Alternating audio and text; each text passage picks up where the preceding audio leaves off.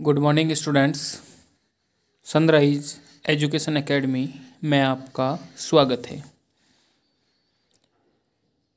मैं परवीन सोनी। तो last time पर बेटा अपन ने क्लास 12th के अंदर 8th चैप्टर स्टार्ट किया। तो इसके अंदर ध्यान देना बेटा, 8th चैप्टर के अंदर जो था, कहने का मतलब मिनरल न्यूट्रिशन इन प्लांट्स, पादपों में पोषण। ओके, ये अपना चैप्टर था, पादपों में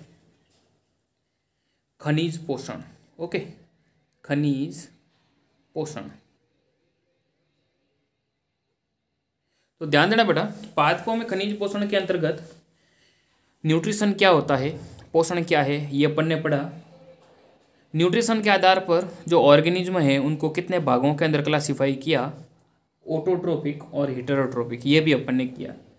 फिर प्लांट के अंदर जो है method of study for necessity of mineral nutrients by plant, कहने का मतलब पौधों की खनिज पोषकों की आवश्यकताओं के अध्ययन की विधियाँ।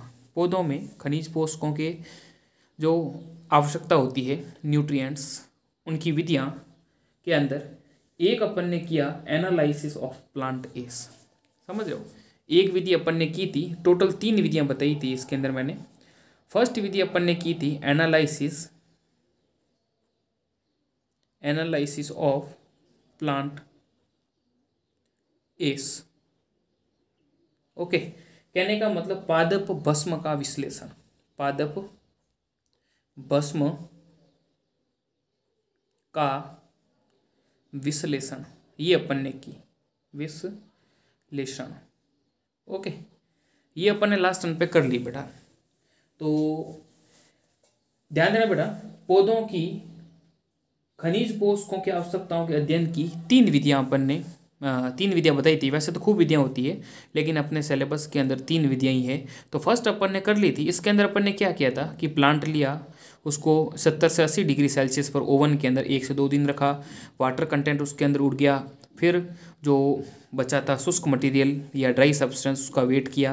अपन को इनऑर्गेनिक सब्सटेंस मतलब जो है अकार्बनिक पदार्थ की मतलब अमाउंट ज्ञात करना था। तो अपन ने क्या किया, जो मटेरियल था उसको 6000 डिग्री सेल्सियस के ऊपर भट्टी में गर्म किया। तो उससे क्या हो गया कि जो ऑर्गेनिक सब्सटेंस थे, कार्बन डाइऑक्साइड और NH3 अमोनिया के रूप में उड़ गए। पीछे इनऑर्गेनिक सब्सटेंस बसे और इनऑर्गेनिक सब्सटेंस को अपन ने कहा प्लांट एस। ठीक है, तो इस विधि के द्वारा ओनली अपन जो है पादप की या पादप के अंदर जो एलिमेंट्स होते हैं उनकी केवल जो है उपस्थिति ज्ञात कर सकते हैं, उनकी क्या यूजेज है और साथ ही साथ क्या अनिवार्यता होती है उसको अपन कैलकुलेट नहीं कर सकते। ये अपन ने इस विधि के अंदर किया था, ये अपन ने लास्ट टाइम पे कर लिया। आज दूसरी विधि कर रहे हैं बेटा, दूसरी है सैंड कल्चर एक्सपेरिमेंट या बालू संवर्ध प्रयोग। ध्यान देना, सैंड कल्चर एक्सपेरिमेंट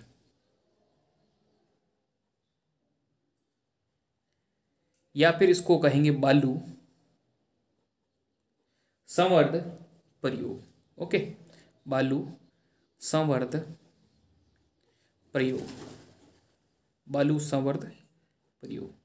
अब ध्यान देना बेटा, बालू संवर्ध प्रयोग के अंदर जो है, बालू संवर्ध प्रयोग में अपन जो है क्या करेंगे, जो मिट्टी होती है उसको मतलब यूज में लेकर के सबसे पहले अपन क्या करते हैं, जैसे इसके अंदर जैसे अपन ने सैंड ली या कोई रेत ली, ध्यान देना सैंड या रेत अपन ने ली। ठीक है, इस रेत को क्या कर रहे हैं, HCl से वॉश करेंगे, wash with HCl, hydrochloric acid से अपन ने क्या किया, इसको वॉश किया। HCl का मतलब हाइड्रोक्लोरिक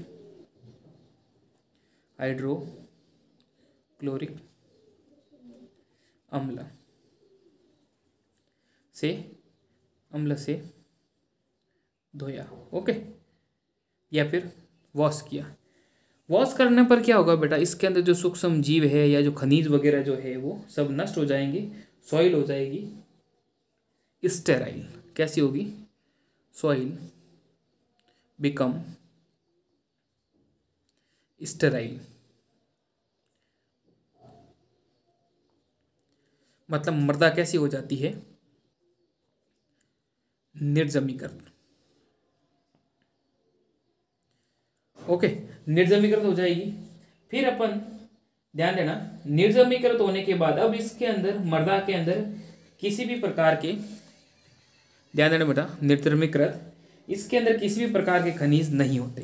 ठीक है, अब क्या कर रहे हैं, इसके अंदर मिनरल अपसेंट होते हैं, नीचे लिख लो बोले, मिनरल अपसेंट, कोई खनिज नहीं होंगे। अब क्या कर रहे हैं, ये जो सॉइल है इसको क्या कर रहे हैं, वाटर से वॉश करेंगे या पानी से धोते हैं। ओके, अब ध्यान देना बेटा, ये जो रेत है या जो सैंड है या जो बालू है, इसको क्या करते हैं, wash with water, wash with water, पानी से इनको धोया जाता है, पानी से धोया, किसको, सॉइल को, यहाँ लिख लो, सॉइल या जो बालू है या जो रेत है, इसको कहीं क्या करेंगे, बालू को पानी से धोया, ठीक है, पानी से वॉश करेंगे। इसके बाद इसको क्या करते हैं, ड्राइड, सुखाते हैं, सुखाना, ठीक है, सुखाएंगे। तो इसके बाद बेटा जैसे ये जो मिट्टी, जो सॉइल है, ये सूख जाती है, फिर अपन क्या करते हैं, इसको अलग अलग एक्सपेरिमेंट के अनुसार अपन इसको, मतलब विभिन्न प्रकार के अलग अलग पादप अपन उगाते हैं। इसको दो भागों के अंदर मतलब बांट देंगे बेटा, ध्यान देना। एक जो केस होगा उसको कहेंगे, उसमें जो उगाएंगे जो पादप, उसको कहेंगे control plant, control plant, control plant, या फिर इसको नियंत्रक पौधे कहते हैं, नियंत्रण, नियंत्रण पौधे। ओके, नियंत्रण पौधे। और जो दूसरा होगा, दूसरी जो कहने का मतलब, ये जो मिट्टी है उसमें कुछ के अंदर तो नियंत्रण जो है पौधे होंगे, और इनको give all nutrient dissolve in water, इनको जो है सभी प्रकार के give all nutrient, give all nutrient dissolved in water,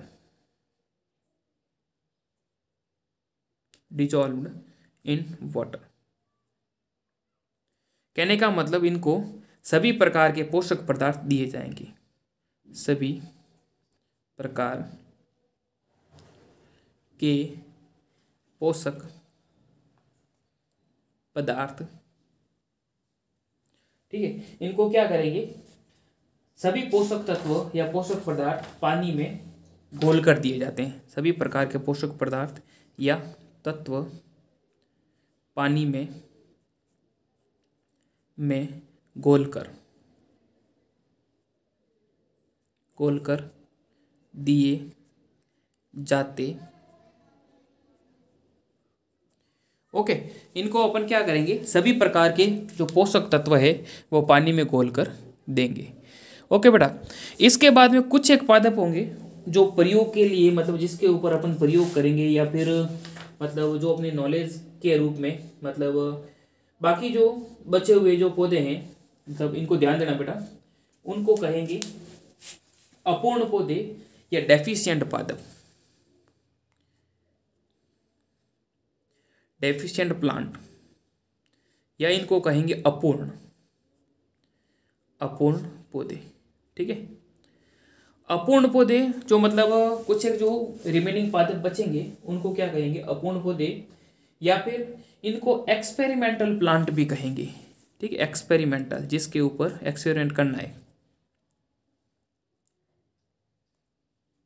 experimental plant. इनको कहने का मतलब जो पादप अपन उगाएंगे ना, इनके अंदर हर एक के अंदर जो है एक एक मतलब जो है एक या एक से अधिक पोषक तत्व की न्यूनता रखेंगे। समझ रहे हो, क्या करेंगे, विभिन्न पोषक घोल में पौधे की वृद्धि तथा न्यूनता के लक्षणों, इसके अंदर क्या करेंगे, अलग अलग पात्रों में लेंगे, और एक व एक से अधिक जो है खनिज तत्व की न्यूनता क्या करेंगे, इनके अंदर जो हर एक जो अलग अलग पादप उगाएंगे ना, तो हर एक के अंदर क्या करेंगे, 1 और मोर न्यूट्रिएंट वन और मोर न्यूट्रिएंट, ध्यान देना, डेफिशिएंट इज वन और मोर न्यूट्रिएंट्स एलिमेंट।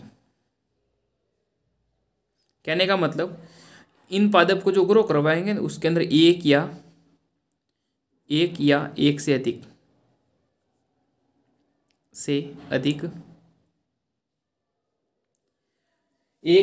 अधिक जो है पोषक तत्व की कमी रखेंगे। समझ लो, एक या एक से अधिक खनिज तत्व की न्यूनता, एक या एक से अधिक खनिज तत्व की न्यूनता, समझ लो, एक या एक से अधिक खनिज तत्व की न्यूनता रखेंगे। और फिर उस पर्टिकुलर जो जैसे तत्व की उसमें कमी है उससे उस पादप के अंदर किस प्रकार के सिम्टम डेवलप होते हैं, किस प्रकार के लक्षण डेवलप होते हैं, उसका अपन मतलब जो है पता कर लेंगे। ओके, मतलब तत्वों की उपयोगिता का अध्ययन कर सकते हैं, मतलब इससे जो डेफिशिएंसी सिम्टम, पौधों की वृद्धि और न्यूनता के लक्षणों का अपन इसके अंदर अध्ययन कर लेंगे। ठीक है, तो इस विधि के द्वारा जो पर्टिकुलर एलिमेंट्स की कमी से मतलब पादप के अंदर किस प्रकार के लक्षण उत्पन्न होते हैं उसका अपन पता लगा सकते हैं। ओके बेटा, इसके अलावा इन्होंने कहा कि जो रेत है, सैंड के स्थान पर क्वार्ट्ज है, प्लास्टिक चिप्स है, वर्मिकुलाइट है, आर्टिफिशियल सॉइल आदि का भी उपयोग कर सकते हैं। ठीक है, तो ये थी इसके अंदर ये विधि, ध्यान देना बेटा। और इसके अंदर जो है मतलब एक या इस तरीके से अपन ने इसको काम में लिया, तो इसके अंदर जो ये विधि किस काम आती है, मतलब प्लांट के अंदर जो है मतलब जो मिनरल न्यूट्रिएंट्स है उनकी उपयोगिता का अपन अध्ययन कर सकते हैं, जो तत्वों की उपयोगिता का अध्ययन इस विधि के द्वारा। ओके बेटा, तो इस तरीके से ये विधि थी सैंड कल्चर एक्सपेरिमेंट। अब जैसे एक टर्म आती है, इसके अंदर ही कहने का मतलब सैंड के स्थान पर जैसे मैंने आपको कहा कि वर्मिकुलाइट है, प्लास्टिक चिप्स है या आर्टिफिशियल सैंड है, क्वार्ट्ज है, ये भी अपन काम में ले सकते हैं। तो वर्मिकुलाइट जो है वो क्या होता है, देख लो एक बार इसकी डेफिनेशन, ध्यान देना बेटा। वर्मिकुलाइट इज लाइट, ये इसके अंदर ही बेटा light in weight, chemically inert, light in weight, फिर केमिकली इनर्ट, कहने का मतलब रासायनिक रूप से अक्रिय, has high water absorbing capacity, has high water absorbing capacity, insulation and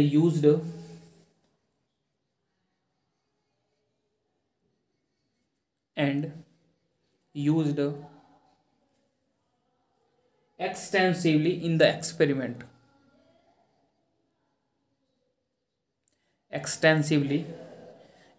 experiment,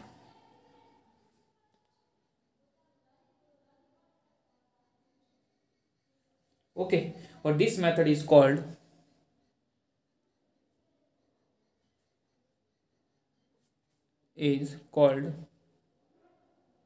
वर्मिकुलोपोनिक्स। Okay बेटा, देखो बेटा, वर्मिकुलाइट एक खनिज पदार्थ है जो पृथ्वी में प्राकृतिक अवस्था में मिलता है। यह हल्के भार वाला, रसायन अक्रिय और बंध्य, मतलब किसी के साथ कोई क्रिया नहीं करता, अधिक जल अवशोषण क्षमता होती है, और इस विधि को क्या कहेंगे, वर्मिकुलोपोनिक्स। इसके बाद में थर्ड विधि मैं ले रहा हूं, तीसरी, जिसका नाम है water culture experiment. Water culture experiment. Okay बेटा, वाटर कल्चर एक्सपेरिमेंट या फिर इसको कहेंगे जल संवर्ध प्रयोग, जल संवर्ध प्रयोग। ध्यान देना बेटा, ये जो टेक्निक होती है, इस टेक्निक के अंदर, इस विधि के अंदर जो है बालू या मिट्टी का प्रयोग नहीं किया जाता। ध्यान देना, sand, soil are not used, इसके अंदर ध्यान देना, sand, soil are not used. Okay, कहने का मतलब बालू या रेत का उपयोग नहीं किया जाता। ठीक है, नहीं किया जाता। ओके, इस विधि के अंदर बालू है या फिर जो कहने का मतलब रेत लिख दो या फिर इसके स्थान पर बोली मिट्टी कर लो। ठीक है, मिट्टी का प्रयोग नहीं किया जाता। ओके, फिर क्या करेंगे इसके अंदर, the root of experimental plant are kept dipped in nutrient solution. Okay, क्या करेंगे, रूट ऑफ, ध्यान देना, root of experimental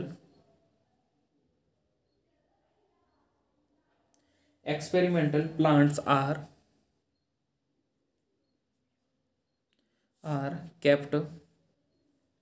kept deeped in nutrient solution।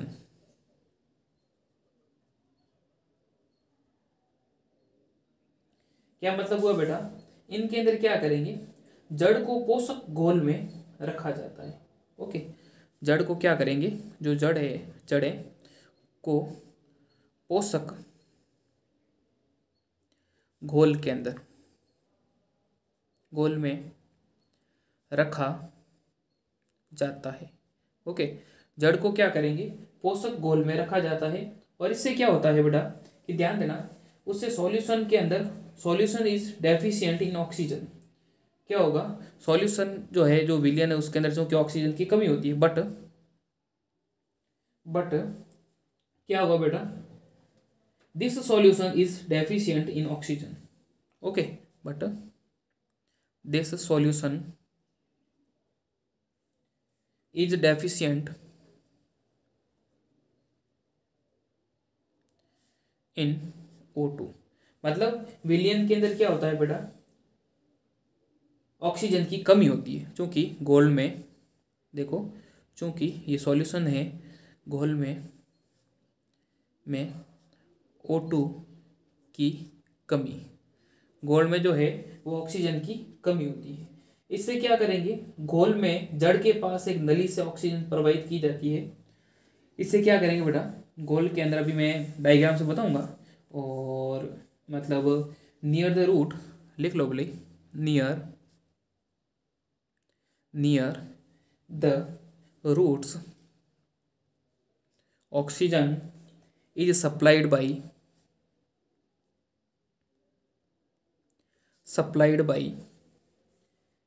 by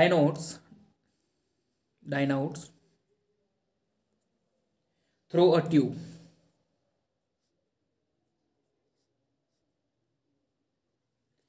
क्या मतलब हुआ बेटा, इसके अंदर घोल में जड़ के पास एक नली से क्या करेंगे, घोल में जड़ के पास एक नली से क्या करेंगे बेटा, एक नली से जो ऑक्सीजन की कमी है, ऑक्सीजन प्रवाहित की जाती है। ओके, O2 प्रवाहित की जाती। ठीक है, और इस मेथड को क्या कहते हैं बेटा, this method is called hydroponics, is called hydroponics। This method is called hydroponics, और इस विधि को ध्यान रखना बेटा, हाइड्रोपोनिक्स कहा जाता है। इसका डायग्राम बताऊंगा अभी। विधि को हाइड्रोपोनिक्स, इस विधि को हाइड्रोपोनिक्स कहा जाता है।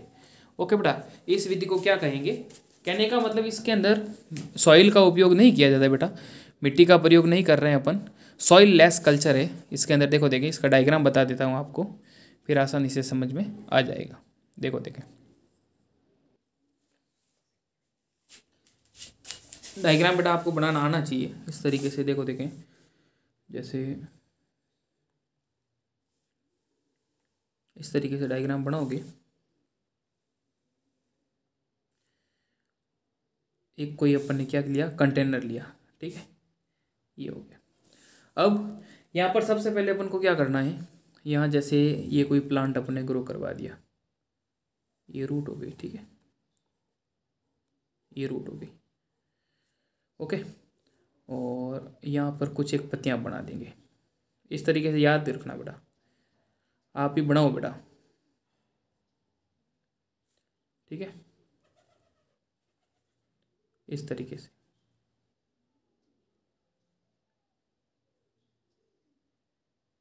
ओके, फिर क्या करना है इसके अंदर, यहाँ पर एक जो है नली, जैसे अभी मैंने आपको कहा ऑक्सीजन की कमी है मीडियम के अंदर, तो यहाँ से अपन एक जो है नली डाल देंगे, ओके, ऑक्सीजन की सप्लाई के लिए, ओके, ये हो गया। फिर क्या करते हैं, यहाँ पर एक फनल लगा देते हैं बेटा, फनल लगा देंगे,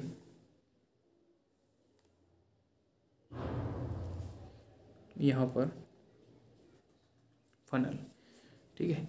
अब ये जो है ना, यहाँ पर अपन को क्या करना है, कॉटन लगाना है, ताकि ये जो है यहाँ से हिले डुले नहीं, ओके बेटा, सॉरी, देखो देखो ये जो है ना, यहाँ पर अपन क्या करेंगे, कॉटन लगा देंगे, ठीक है। अभी मैं इसको लेबल करूँगा, यहाँ पर भी अपन कॉटन लगा देना, ताकि ये जो है हिले डुले नहीं,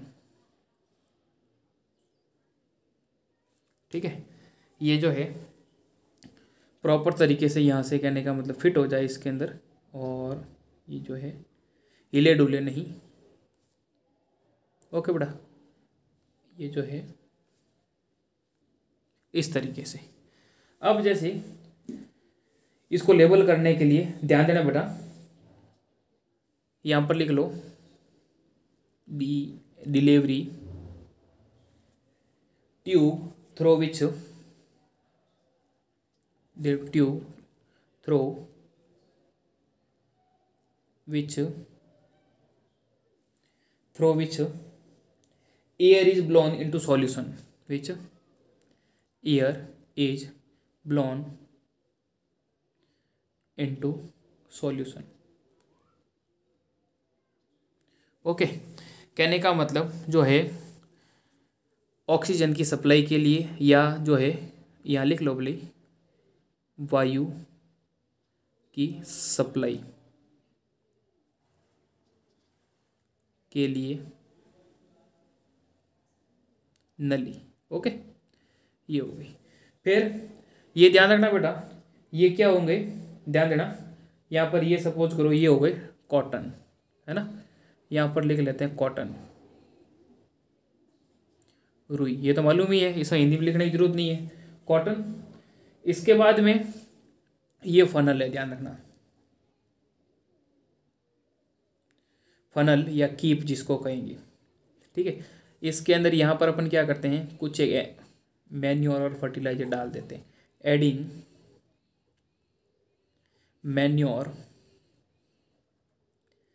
एंड फर्टिलाइजर, मतलब खाद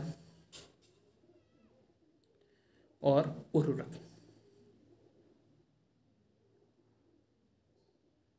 ठीक है, खाद और उर्वरक, ये हो गया। इसके बाद में ये है न्यूट्रिएंट सॉल्यूशन, ठीक है, कल्चर सॉल्यूशन या न्यूट्रिएंट सॉल्यूशन लिख लो भले, कल्चर, ठीक है, कल्चर सॉल्यूशन या फिर न्यूट्रिएंट सॉल्यूशन, या पोषक घोल भी कह सकते हैं, न्यूट्रिएंट सॉल्यूशन, पोषण घोल, है ना, संवर्धन या फिर पोषण घोल, ठीक है। तो इस तरीके से ये ध्यान रखना बेटा, ये जो टेक्निक है वाटर कल्चर एक्सपेरिमेंट, या लिख लो अगले, वाटर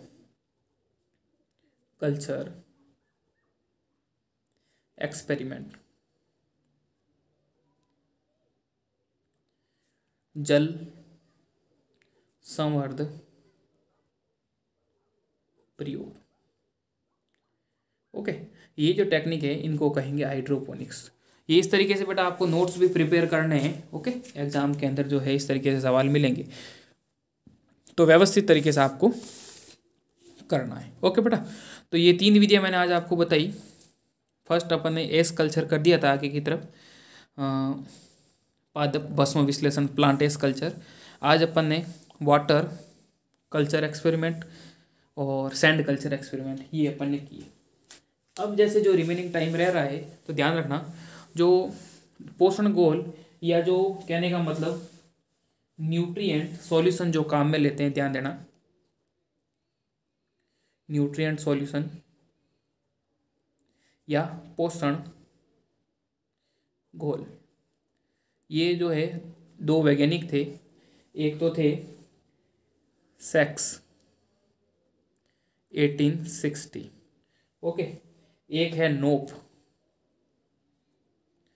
जो थे 1865, ठीक है। एक थे होगलैंड, ठीक है, होगलैंड,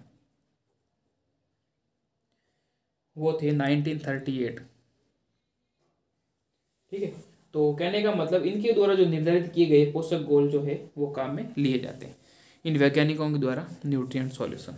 ओके बेटा, इसके बाद में एसेंशियल एलिमेंट ऑफ प्लांट्स, पादप के अगला अपना टॉपिक आता है आज का, मतलब जो रिमेनिंग टाइम में कुछ एक अपन कर लेते हैं। Essential elements, essential elements of plants, plants मतलब पौधों के अनिवार्य पोषक तत्व, पौधों के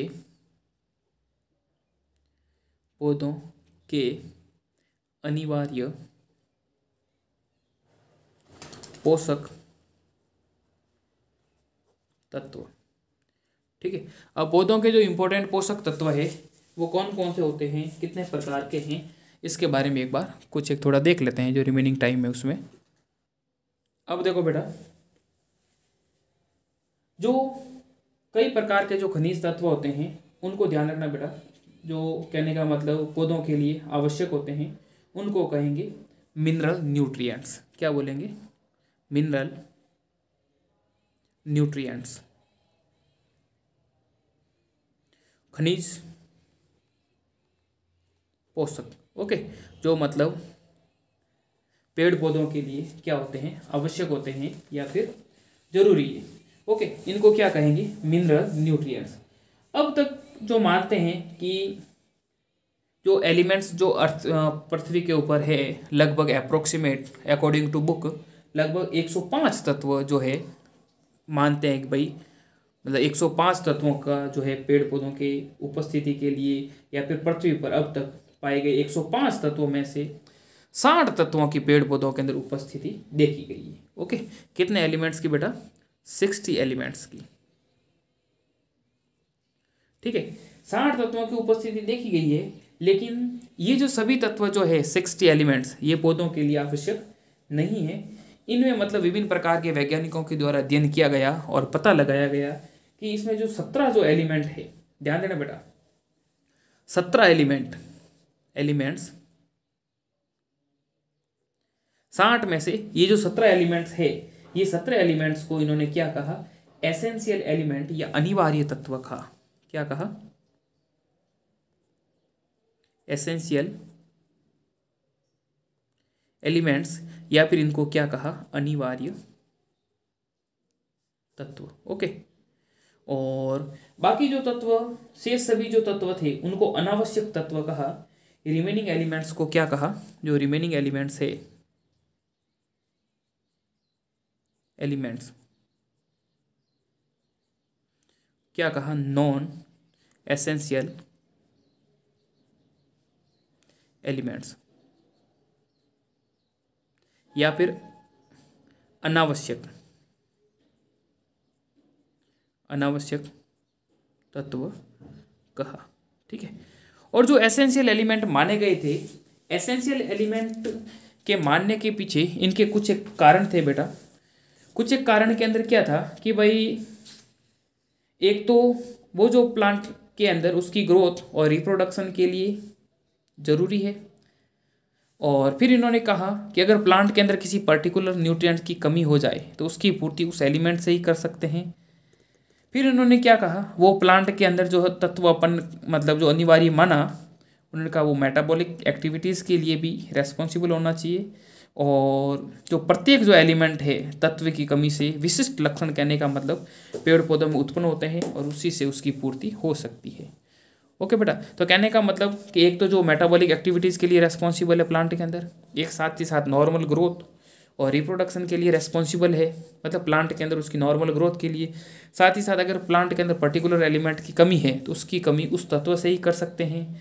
ओके, इसके बाद इन्होंने क्या कहा कि प्रत्येक तत्व की कमी से विशिष्ट लक्षण उत्पन्न होते हैं। इस आधार पर मतलब उन्होंने इन 17 तत्वों का चयन किया। कहने का मतलब एक विशेष तत्व है, उस विशेष तत्व से मतलब उस तत्व की पूर्ति उस तत्व से ही हो सकती है। जैसे सोडियम की कमी है, मैग्नीशियम की कमी है, तो मैग्नीशियम की कमी दूसरे तत्व से न होकर के मैग्नीशियम से ही पूर्ति हो सके। फिर क्या कहा था कि जो तत्व पौधे की सामान्य वृद्धि और जनन के लिए अपरिहार्य या अनिवार्य होते हैं, उसके अभाव में पादप अपना जीवन चक्र नहीं कर पाते। कहने का मतलब जो रिप्रोडक्शन के लिए ज़रूरी है, तो पर्टिकुलर एलिमेंट की कमी से मतलब अगर वो प्रक्रिया बाधित होती है तो उससे ही उसकी पूर्ति हो। इस आधार पर भी साथ ही साथ मेटाबॉलिक एक्टिविटीज़ के लिए, तो ये 2-3-4 पॉइंट थे, उस आधार पर इन तत्वों का चयन किया। ओके बेटा, तो ये था अपना आज का लेक्चर। बाकी अपन जो है वो नेक्स्ट टर्न पे करेंगे। Okay, thank you. इसको वापस आपको होमवर्क के रूप में ये करना है बेटा, सब नोट डाउन करोगे नोटबुक के अंदर। कोई भी समस्या है, डाउट है, तो मेरे व्हाट्सएप नंबर दे रखे हैं 9460656610 पर कभी भी पूछ सकते हैं, या फिर स्कूल आकर के भी पूछ सकते हैं। ओके बेटा, ओके, थैंक यू।